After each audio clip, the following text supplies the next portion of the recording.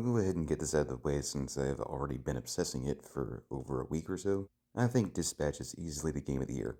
The writing is off the charts. Interactions between characters feel natural and engaging, the graphics and art style are clean, voice acting is top notch, and gameplay is very smooth. I don't think Wolf Among Us 2 is coming, so this was a great way to fill the void. Looking forward to Season 2. I tried out Red Dead Redemption 2, and I hate to say, I don't think I enjoyed myself. Poor gameplay aside, there was also no narrative hook that got me engaged. Maybe 1 hour just isn't enough. But is that a me problem? I guess I'll keep going in the future, but this more cinematic direction of video games might just not be my cup of tea. In terms of writing, I think this game kind of fell flat. There seemed to be a setup for something, but the payoff left me with more questions. Not even in the engaged sense, like, oh, what's going on? It was more, the hell was that? However, gameplay was pretty solid, and the scares were abundant. The puzzles are occasionally too outside the box, but is that more of a problem of game design or my own intelligence? Well, keep in mind that I was playing on the lowest difficulty, so. Another game not released this year, but it wasn't until this year that I played it, Echoes of Wisdom. Much like the Link's Awakening remake, Echoes of Wisdom was consistently charming and fun. Unfortunately, I only recently learned that it isn't actually canon to the overall franchise, which makes me question why they would add all this lore. As per usual, I had trouble with some puzzles and even navigation, but it was less, how was I supposed to know? And more, oh my gosh, why am I so dumb? This is why your dad never loved you, yada yada yada. Before we see how The Elder Scrolls 6 goes, I got interested in Polish Skyrim as a substitute. So far, it's okay, which is pretty good for an indie studio. It's more or less the same of what I'm familiar with from Bethesda, only the NPCs and gameplay are slightly more engaging, and the narrative up to this point has been serviceable. I decided to give this experimental art game a chance because I was interested in playing something different, and I'm glad it was this one because it was good.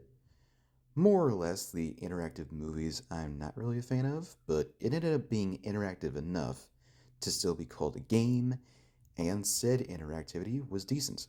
At first, just a trying out video, but the first time playing got me hooked enough to keep going. And I'm very happy I did. Not only is there combat and puzzles, there's a whole lot of jumping during navigation. An interesting world to do said navigating, and you get to spend time with these little guys. Narratively, it gets the job done. Nothing too deep, but not shallow. A 2D side scroller horror with fantastic visuals, atmosphere, and scares. It's like a grade B Silent Hill game that takes place entirely inside a school. And when it comes to horror games, I always found the schools to be the creepiest areas. There's some themes around identity, gossip, relationships, and politics. Real world things that can get under your skin in addition to the supernatural scares. And gameplay was still good without combat. Instead of fighting the restless spirits, you're told to hide and hold your breath, making you feel more helpless and unprepared. I've always loved Skyward Sword, and this HD remaster only made it better. I enjoyed it so much that I just went and replayed it for footage so I can make my own Zilla theories that make no sense. It has its own problems, but the pros still outweigh the cons by miles. I've played the original before, but I didn't like it that much, so I was happy to hear that it was coming to PS5 with a facelift. The controls are much smoother from what I remember, and the side quests have been more fun compared to Skyrim. And Planet of Lana.